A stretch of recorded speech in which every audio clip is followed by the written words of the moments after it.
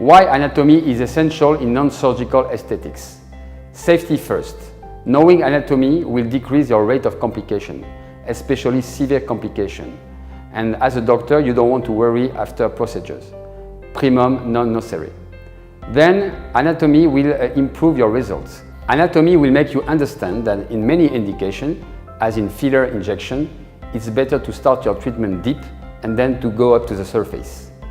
Anatomy will also provide you flexibility because all the patients are different and sometimes protocols are not fitting every patient. So knowing anatomy will allow you to adapt to every patient.